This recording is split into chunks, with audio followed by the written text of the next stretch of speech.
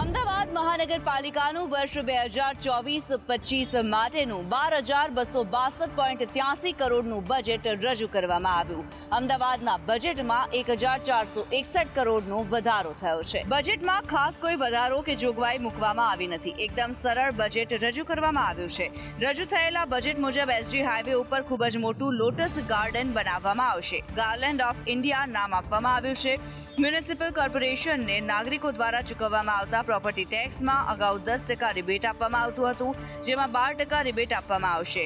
તો ધાર્મિક સંસ્થાઓના ટ્રસ્ટની પ્રાથમિક સુવિધાઓ માટે 25 કરોડ ફાળવવામાં આવ્યા છે. તો શહેરમાં ફૂડની એક અદ્યતન લેબોરેટરી બનાવવાનું આયોજન કરવામાં આવ્યું છે. તો વિપક્ષે આ બજેટને 10માંથી માત્ર 1 જ માર્ક આપ્યો છે. તેમનું કહેવું છે કે ભાજપના રાજમાં શહેરમાં સ્વચ્છતાના ક્રમમાં નીચે ઉતરી ગયું છે અને તંત્ર નિષ્ફળ ગયાનો આરોપ લગાવ્યો છે. સાયન્સ સિટી વિસ્તાર આમ તો પોશ વિસ્તારમાં આવે છે, પરંતુ આ સાયન્સ સિટી વિસ્તારની હાલત કફોડી બની છે. અહીં સુવિધાના નામે મીંડું જોવા મળી રહ્યું છે.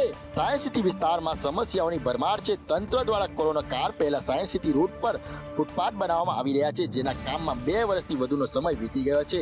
તેમ છતાં તે કામ પૂર્ણ થયું નથી. હવે આ ફૂટપાથ આવતા રસ્તા સાંકડા થઈ ગયા છે, જેથી પાર્કિંગ અને ટ્રાફિકની પણ સમસ્યા સર્જાતી હોવાનો સ્થાનિકોનો આક્ષેપ છે. તો વળી અહીં 4 બીઆરટીએસ સ્ટેશનને તૈયાર થયાને 4 વર્ષ થયા છે, પરંતુ અહીં રોડ લેવલ નહીં હોવાના કારણે તે બનાલતમાં છે, જેથી સ્થાનિકોને જનમિત્ર કાર્ડને સ્કેન કરવા વિપરીત દિશામાં રોડ ક્રોસ કરીને જવાની ફરજ પડે છે. ત્યારે આટલી મોટી ભૂલ તંત્રને કેમ દેખાય નહીં, તેને લઈને પણ અનેક સવાલો ઉભા થઈ રહ્યા છે. સ્થાનિકોની માંગ છે કે બીઆરટીએસ રૂટ જલ્દીથી તૈયાર કરવામાં આવે, સાથે જ જે રોડ બંધ છે તે પણ શરૂ કરવામાં આવે તેવી માંગ ઉઠી છે. રાજ્યની સૌથી જૂની, સૌથી મોટી અને નંબર 1 કહેવાતી યુનિવર્સિટીની વરવી વાસ્તવિકતા સામે આવી છે. અહીંયા પ્રવેશ કરતાની સાથે જાણે કે કોઈ ડમ્પિંગ સાઇટમાંથી પસાર થતા હોય તેવા દ્રશ્યો સામે આવ્યા છે. શિક્ષણનું ધામ એએમસીની ડમ્પિંગ સાઇટ બનતું જઈ રહ્યું છે અને તેનો બોલતો પુરાવો છે ગુજરાત યુનિવર્સિટી નજીક દબાણ કરેલા સ્ટોલ, કચરાનો ખડકલો અને કેમ્પસમાં જોવા મળી રહ્યા છે. એટલે કે ગુજરાત યુનિવર્સિટીને મનપાએ જાણે કે ડમ્પિંગ સાઇટ બનાવી દીધી હોય તેમ કેમ્પસમાં વિદ્યાર્થીઓની ગુંજના બદલે લારી ગલ્લાનો ખડકલો જોવા મળી રહ્યો છે. મનપાએ દબાણથી દૂર કરે લારી ગલ્લા યુનિવર્સિટી કેમ્પસમાં મૂક્યા છે.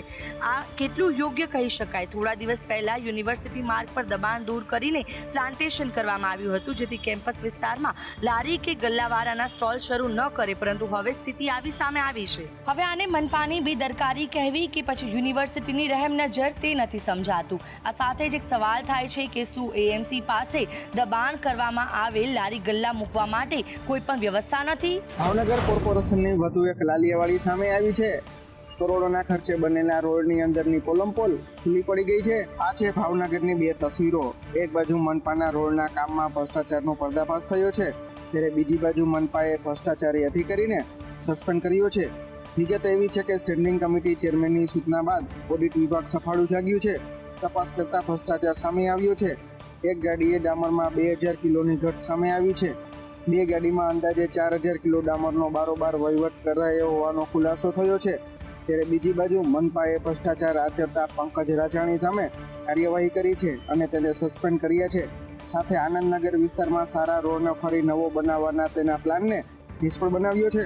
આપણે જણાવી દઈએ કે જ્યારે મેયરને એ વાતનો ખ્યાલ આવ્યો કે આ તો સારા રોડનું જ નવીનીકરણ થયું છે, ત્યારે આખું ભોપાળું સામે આવ્યું અને તે અંગે મનપા કમિશનરને જાણ કરાઈ હતી. જ્યાં જુઓ ત્યાં હવે દબાણનો દબદબો છે. ત્યારે જ્યાં જ્યાં દબાણ થયા છે ત્યાં દાદાનું બુલડોઝર ફરી રહ્યું છે.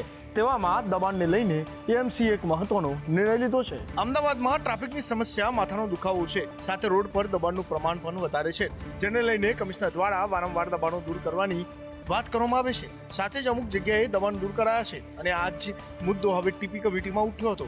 ત્યારે હવે કોર્પોરેશનના દરેક ઝોનમાં પ્રાયોગિક ધોરણે એક રોડ દબાણ મુક્ત કરવાનો નિર્ણય કરવામાં આવ્યો છે. દરેક ઝોનના ડેપ્યુટી એસ્ટેટ ઓફિસરો પાસેથી આવા રોડની યાદી મંગાવવામાં આવી છે. તે રોડ ઉપર જેટલા દબાણો હશે તેમાંથી શક્ય હોય તેટલા દબાણો દૂર કરવાના રહેશે અને નવા એક પણ દબાણ ઊભા ન થાય તેની જવાબદારી અધિકારીની રહેશે. હવે અધિકારી કયો રોડ ખુલ્લો કરાવશે તેની માહિતી આપવી પડશે અને તે માહિતી આપ્યા બાદ જ ટૂંક જ સમયમાં તે રોડને ખુલ્લો કરાવવાનો પણ રહેશે. આપને જણાવી દઈએ કે 1 કિલોમીટર રોડ બનાવવા માટે 10 ટન પ્લાસ્ટિક વેસ્ટનો ઉપયોગ કરવામાં આવે છે.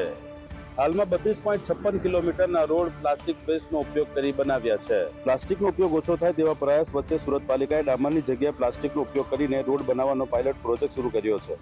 સુરત પાલિકાએ છેલ્લા થોડા વર્ષોમાં પ્લાસ્ટિકનો ઉપયોગ કરીને 32.56 કિલોમીટરના રોડ બનાવ્યા છે. આ રોડ ડામર રોડ કરતાં મજબૂત હોવાનો દાવો થઈ રહ્યો છે.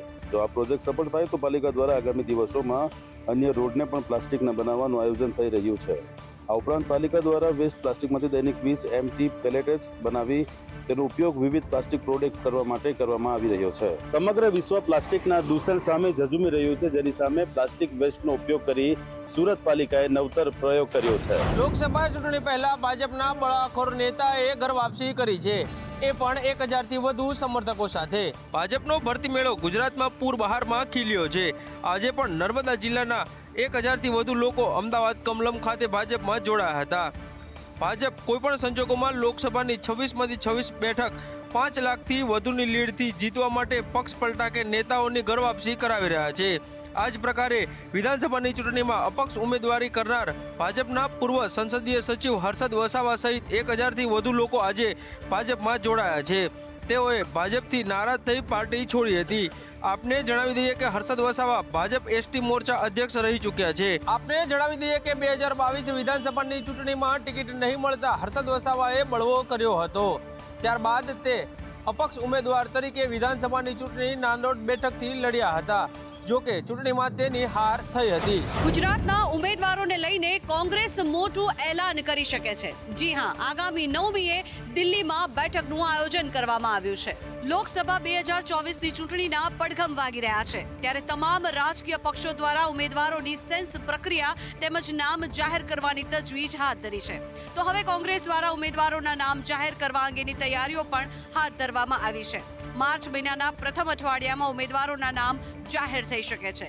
લોકસભામાં કોંગ્રેસના ઉમેદવારો અંગે દિલ્હીમાં મંથન થશે.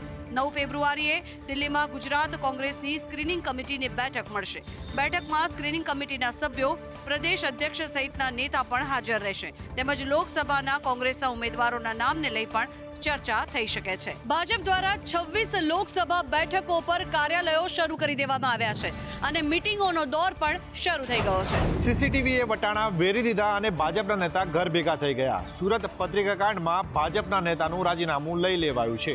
ભાજપમાં ફરી પત્રિકાકાંડનો સળવળાટ શરૂ થયો છે. ભાજપમાં આંતરિક રાજકારણ ગરમાયું છે, તે છતું થયું છે. આ પત્રિકાકાંડમાં નગર પ્રાથમિક શિક્ષણ સમિતિના અધ્યક્ષ ધનેશ શાહ પાસેથી રાજીનામું લઈ લેવાયું છે.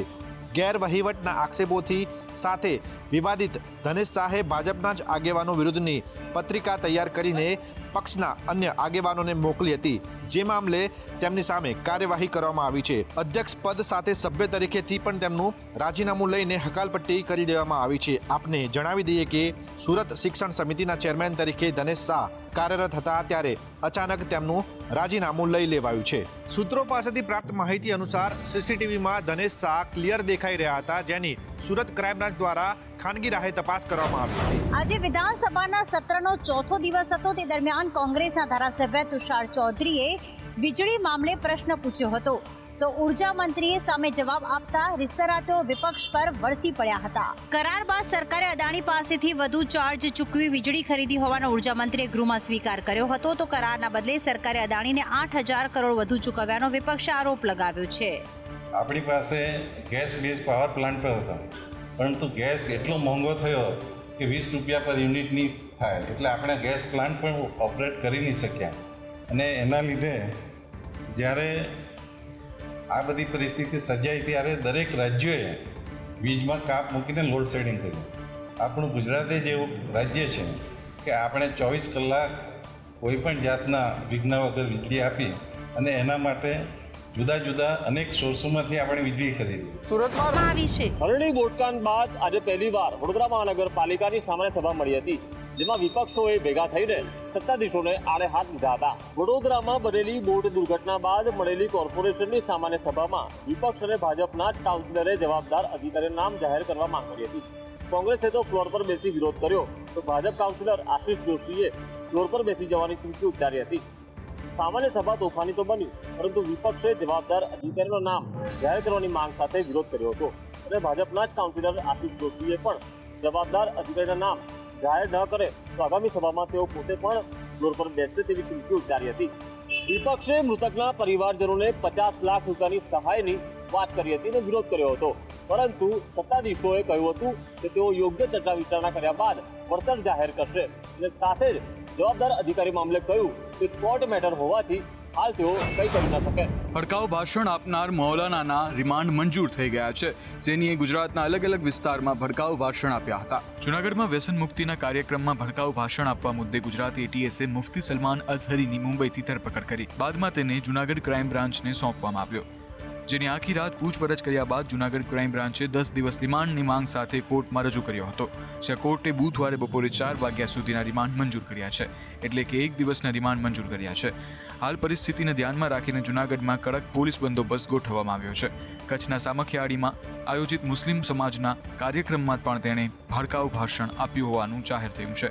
આ બનાવને પગલે પોલીસને વિડીયો સહિતના પુરાવા હાથ લાગ્યા છે. તો બીજી તરફ ભડકાઉ ભાષણ આપનાર મૌલાનાની સામે ધાર્મિક સંગઠનોએ વિરોધ નોંધાવ્યો છે. 2003માં જેને ગુનાખોરીની દુનિયામાં પગ મૂક્યો અને ત્યાર પછી એક ગંભીર ગુનાને અંજામ આપ્યો તે નિખિલ દોંગાને આખરે જામીન મળી ગયા છે અને તેનું મુખ્ય કારણ છે ગંભીર બીમારી. રાજકોટના કુખ્યાત ગુનેગાર નિખિલ દોંગાને હાઈકોર્ટે જામીન આપ્યા છે. નિખિલ દોંગાએ એડવોકેટ તસ્નીમ જાબુઆવાલા મારફતે ગુજરાત હાઈકોર્ટમાં જામીન અરજી દાખલ કરી હતી, જે જજ દિવ્ય જોશીની કોર્ટમાં રજૂ થઈ હતી. વર્ષ 2022માં દાખલ થયેલી અરજી પર આજે હાઈકોર્ટે ચુકાદો આપતા અરજદારના જામીન મંજૂર કર્યા છે. નિખિલ દોંગાને કેન્સર છે અને તેની સારવાર ચાલી રહી છે તેવું અરજદારના વકીલે કહ્યું હતું. આપને જણાવી દઈએ કે નિખિલ દોંગા પર ખંડણી, કોન્ટ્રાક્ટ કિલિંગ સહિત 117 ગુના છે. દોંગા પર હત્યાનો ગુનો પણ હતો, પરંતુ તેમાં તે 2023માં નિર્દોષ છૂટ્યો હતો. નિખિલ દોંગાએ પેરોલ મંજૂર કરાવીને 6 જેટલા ગંભીર ગુના આચર્યા હતા. તે જેલમાં બેઠા બેઠા ગુનાખોરીનું આખું નેટવર્ક ચલાવતો હતો. રાહુલ ગાંધીએ ડોગીની પ્લેટમાંથી બિસ્કિટ કાર્યકર્તાને આપ્યું. આ વિડીયો વાયરલ થયો છે, જેને લઈને હવે રાહુલ ગાંધી ઉપર આરોપ લાગી રહ્યા છે. ભારતીય જનતા પાર્ટીના નેતા અને પાર્ટીના આઈટી સેલના વડા અમિત માલવિયાએ કોંગ્રેસ સાંસદ રાહુલ ગાંધી પર ગંભીર આરોપ લગાવ્યા છે. તેમણે સોમવારે મોડી રાત્રે ભારત જોડો ન્યાય યાત્રાનો એક વિડીયો શેર કર્યો હતો, જેમાં રાહુલ ગાંધી કથિત રીતે કોંગ્રેસના નેતાને શ્વાનની પ્લેટમાંથી બિસ્કિટ પીરસતા જોવા મળે છે. ત્યારે અમિત માલવિયાએ સોશિયલ મીડિયા પ્લેટફોર્મ પર વિડીયો શેર કરીને લખ્યું, હજુ થોડા દિવસો પહેલા જ કોંગ્રેસ અધ્યક્ષ ખડગેજીએ પાર્ટીના બૂથ એજન્ડાની સરખામણી શ્વાન સાથે કરીને હવે પાર્ટીના યુવરાજ પોતાની પાર્ટી કાર્યકર્તાઓ સાથે શ્વાન જેવો વ્યવહાર કરે છે તો પાર્ટીનું લુપ્ત થઈ જવું સ્વાભાવિક છે. આ વિડીયોમાં દેખાતી વ્યક્તિ કોણ છે અને તેને શા માટે રાહુલ ગાંધીએ બિસ્કિટ આપ્યા તેને લઈને હાલ ચર્ચાઓ શરૂ થઈ રહી છે, પરંતુ વિડીયો વાયરલ થયા બાદ આખો વિવાદ સામે આવ્યો. પહાડો પર વરસાદની સાથે હિમવર્ષા થઈ રહી છે. આ ઉપરાંત કાશ્મીરમાં હિમપ્રપાતની ચેતવણી આપવામાં આવી છે. હિમાચલ પ્રદેશમાં હિમવર્ષા અને વરસાદ ચાલુ છે, જેના કારણે સામાન્ય જીવનને અસર થઈ રહી છે અને 4 રાષ્ટ્રીય ધોરીમાર્ગો સહિત 645 માર્ગો પર વાહનોની અવરજવર સોમવારે બંધ કરવામાં આવી હતી. કેન્દ્રએ કહ્યું છે કે શિમલામાં 242, લાહોલ અને સ્પીતિમાં 157, કુલ્લુમાં 93, ચંબામાં 61 અને મંડી જિલ્લામાં 51 રસ્તાઓ બંધ કરવામાં આવ્યા છે. તો કેદારધામમાં સતત બરફવર્ષાથી સફેદ ચાદર પથરાઈ છે. કેદાર વેલી 4 ફૂટથી વધુ બરફથી ઢંકાઈ ગયું છે. ઉત્તરાખંડમાં મ્યુનિશિયારી, ઉત્તરકાશીમાં બરફવર્ષા થઈ રહી છે. હિમાચલ પ્રદેશમાં શિમલા, મનાલીમાં ભારે બરફવર્ષા થઈ રહી છે. તો કુલ્લુનું બિજલી મહાદેવ ધામ બરફથી ઢંકાયું છે. જમ્મુ કાશ્મીરમાં સતત હિમવર્ષા થઈ રહી છે, જેના કારણે ગુલમર્ગનું તાપમાન -10 ડિગ્રી નોંધાયું છે. આ ઉપરાંત શ્રીનગર જતી 6 ફ્લાઇટ રદ કરવામાં આવી છે.